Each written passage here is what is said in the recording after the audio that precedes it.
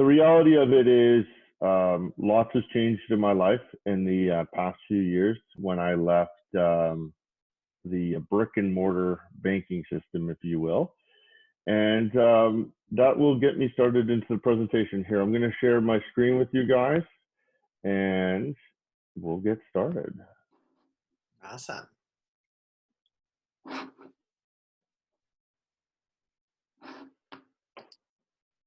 Come on. All right. So I'll touch on Serendipity Group and then I will talk about why and how it got started. So Serendipity Group is a non-for-profit organization.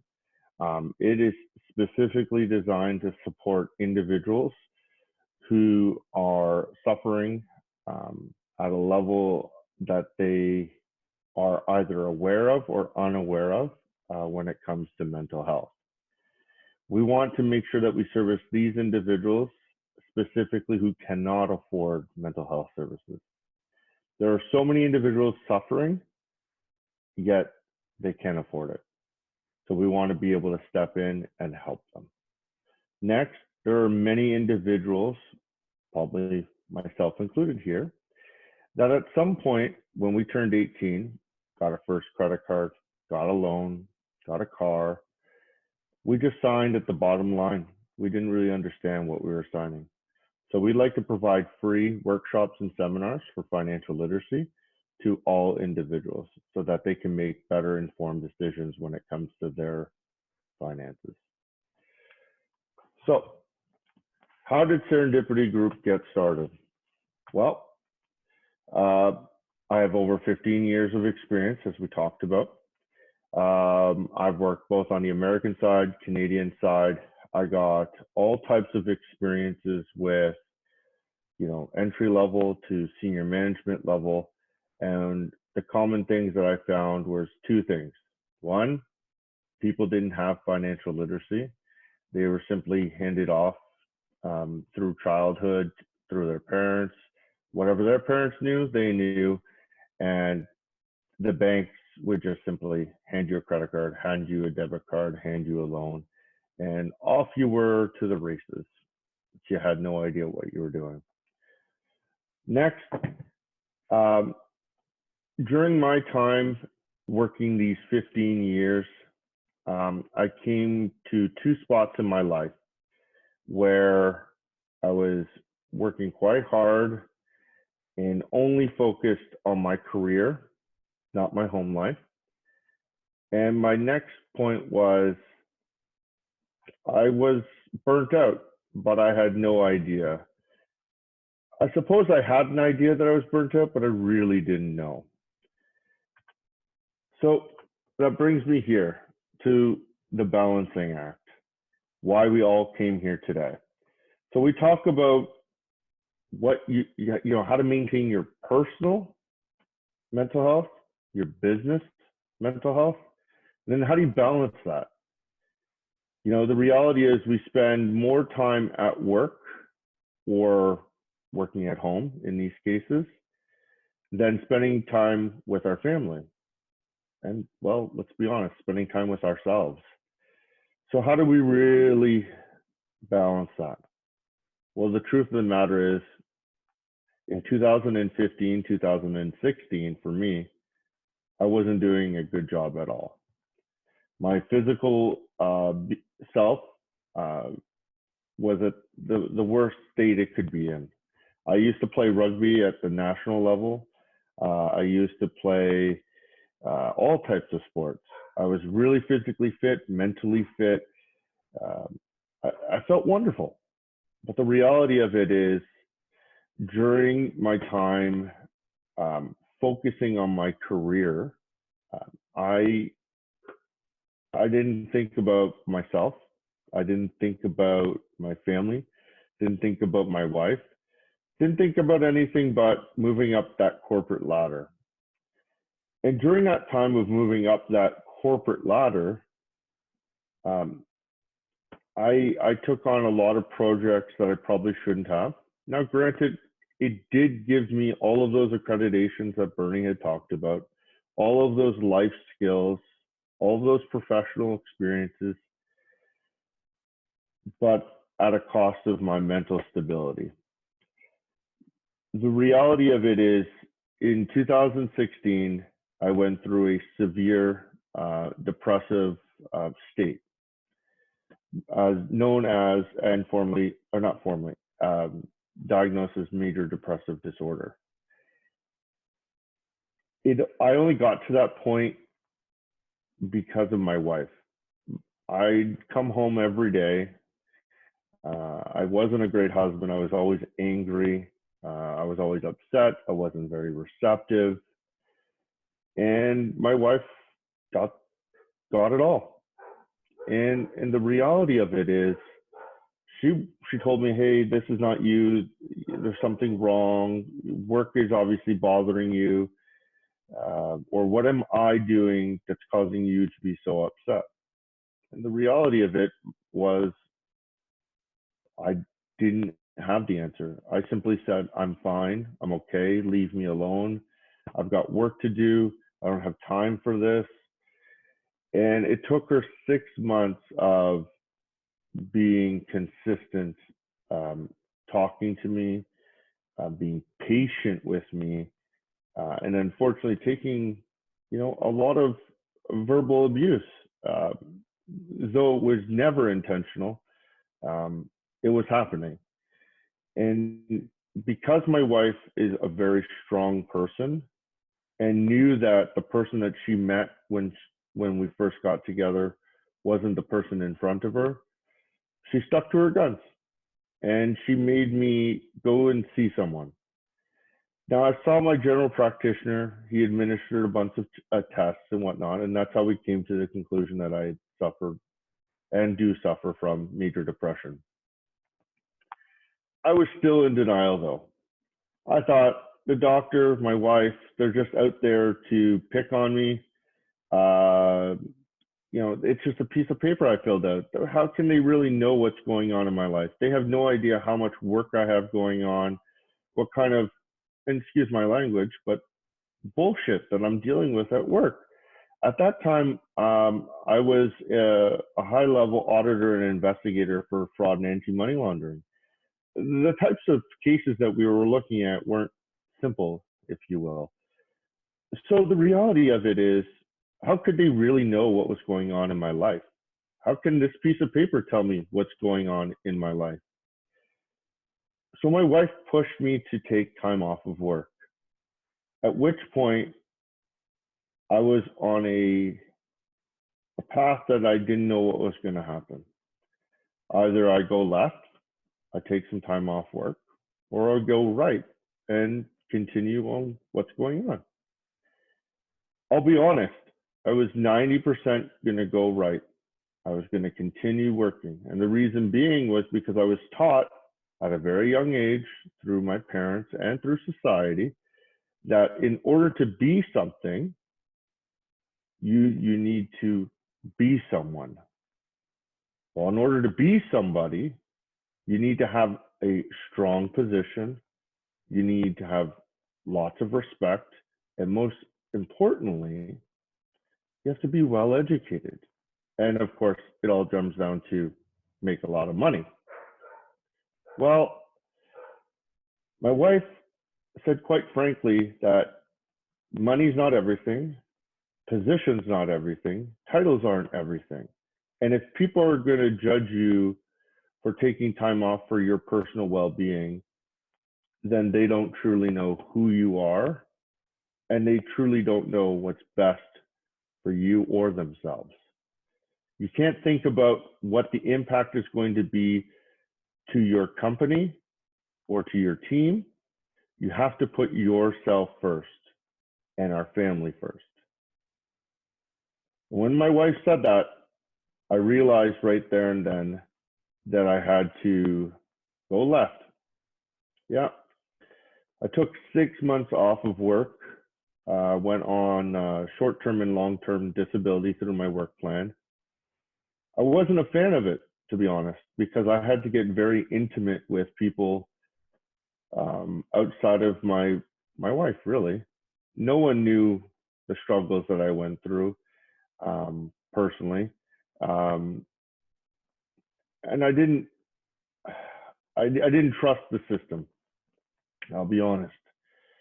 Even though you go see a psychiatrist, psychologist, I felt like I was going to be. I felt like they were just going to give everything I said, put it on a report, and give it to my work. And then my first thought was, well, once my work realizes that I'm suffering through major depression, they're not going to see me as valuable as I am. They're not going to want to continue to promote me. They're not going to respect me the same that they respected me before. They're going to see me as weak. And through the process of that 6 months, I began to realize that work, people's perceptions, or what I thought were people's perceptions, shouldn't matter. Ultimately, you've got to put yourself first and your family first. So that meant swallowing my pride, swallowing my emotions, my thoughts. It wasn't easy. I still struggle to this day. At times, I have that competitiveness in me of wanting to be first, wanting to be the best, and most importantly, being recognized for giving the best I can at all times. However, I will say to everybody here that even though we all survive on a currency called money, it can't be our defining factor. We need to step back, enjoy life. And I'll say this, COVID, it's very unfortunate. The reality of it is many people are getting sick, many people are dying worldwide, and that is just a fact of life. Taking that out of the equation for a moment, COVID has been a blessing in disguise for many of us. It's made us sit back, stay home, reflect on what we're doing personally, business, and the other thing is have quality time with the loved ones around us. It allows us to reconnect to ourselves and our family. So what I would say is in life,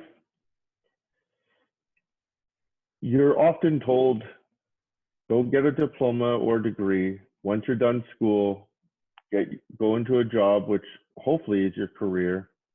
Once you get into that organization, work as hard as you can to get to the top of that ladder. In theory, that all sounds great. We all want to earn those six-figure incomes. We all want to be the president or CEO of an organization. But at what cost? Does that mean that you're going to be on your phone, tablet, computer 24/7? Is it really worth it? I will say from experience, being fortunate enough to be trusted by organizations to educate me, promote me, allow me to have, quite frankly, the growth and experience I had, it's not worth it. I'm grateful for what I've achieved.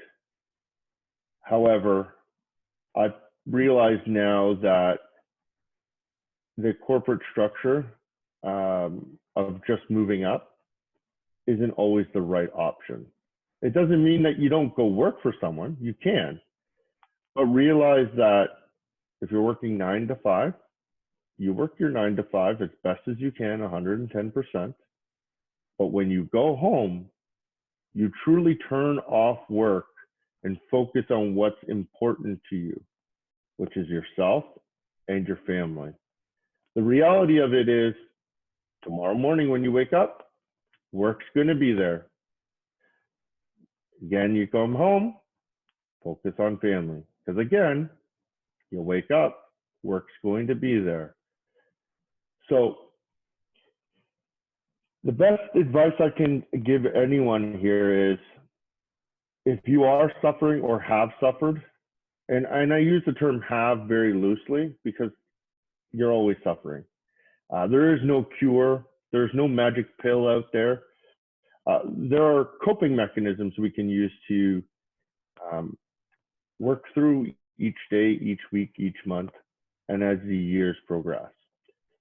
The most important thing is find that person or persons that know you best and will always put you first. For me, that was my wife, Veronica. She knew from day one when I started to go off the rails that it wasn't me. I was allowing work to dictate the flow of my life. I was allowing work to determine where I was going, how I was going to act, and how high I was going to jump. Allow that person, that trusted person, to help you navigate that crazy maze. Because trust me when I say, you may feel alone, you may feel like no one is there and no one cares, but there is going to be someone who cares, who loves you, and who wants to do the best thing for you. And that's why I created Serendipity Group, because I realized that there's tens of millions of dollars every year donated to mental health. However, most of that money goes into research. Now, research is very important because it provides us many different tools for physicians, for us personally, for our family members. It allows us to understand what we're going through. It gives us educational systems that our family members or trusted individuals can use to help us cope through situations that are difficult. However, the biggest gap that I was able to identify was during the time that I was going through that depressive state, it cost a tremendous amount of money.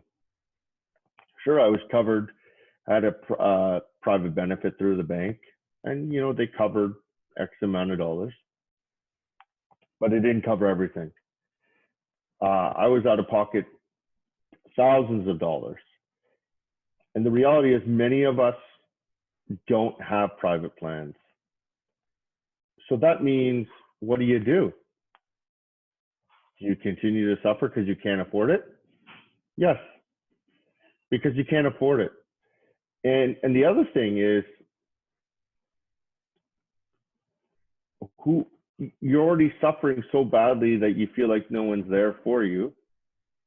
So you're not going to go and seek anyone out to help you financially. So unfortunately, it's a very slippery slope. And at Serendipity Group, I want to try to prevent us from going down that very steep slide. I want everybody to feel like they have an option. If you need help or know someone who needs help, you come to us. We will help you get either diagnosed through that amazing form that I thought was completely bogus, but it isn't. And then help you get the assistance you need through different various treatments. And most importantly, cover the costs. So you're not stressing about, oh my God, this appointment's $100 an hour and I need 10 hours of treatment. That's $1,000. What am I going to do? I only make $800 biweekly. That shouldn't be your first thought. Your first thought should be, how can I get better? And who can I trust to help me get better? Not, oh my God, that's $1,000. I don't have it. I don't. My credit cards are maxed. I live paycheck to paycheck. Okay, forget it. I'm being too much of a strain on my family, my friends, myself, my health. I'm not worth it. No, you are worth it. Everybody is worth it. So don't suffer alone. don't think you're not worthless, because everyone here is worth the time, the efforts, and most importantly, you're worth helping to get the help that you need. And so at Serendipity, we are all about using those beautiful tools in education that have been, developed and researched on countless hours.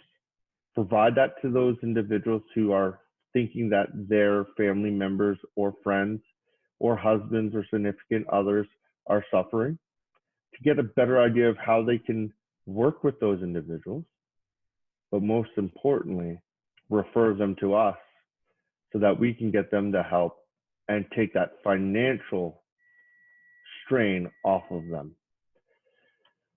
So in closing, most importantly, this is what we call the Serendipity Group breakdown. We have our lovely board members. We have 15 of them. Bernie over here is one of our directors. I'm very appreciative of him. He's got 35 years of, wow, medical experience, to say the least. And our programs, mental health is very close to me, as I said. That's our primary focus. Our secondary focus is financial literacy, as I said. And then in the center of that, we have a fantastic magazine that we took over in 2020 called Tone.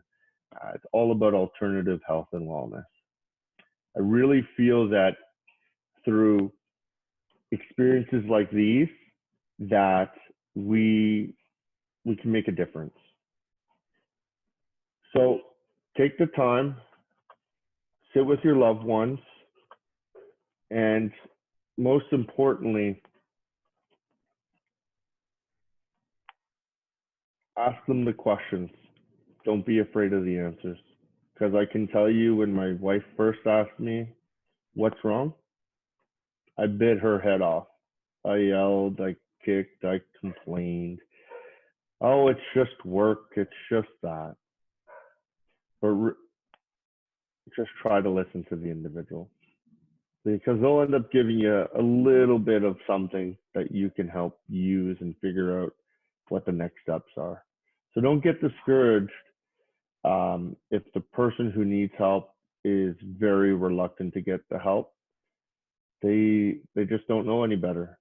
And if you're the one suffering, again, I can't stress it enough. We hear it all the time. You're not alone. Well, the reality of it is you aren't alone. Sure, we're stuck in our houses, or we can only go for a walk for 30 minutes a day or 60 minutes a day.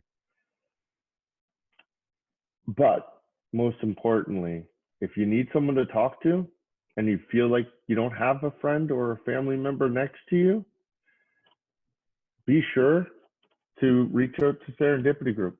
There's someone here that will listen to you. And don't worry, it's not going to cost anything. It's just, we're here to listen. So in closing, I just want to say thank you guys so much for taking the time to listen to me. And, all you can do for me and for everyone who is suffering, in the chat, I put our Facebook group.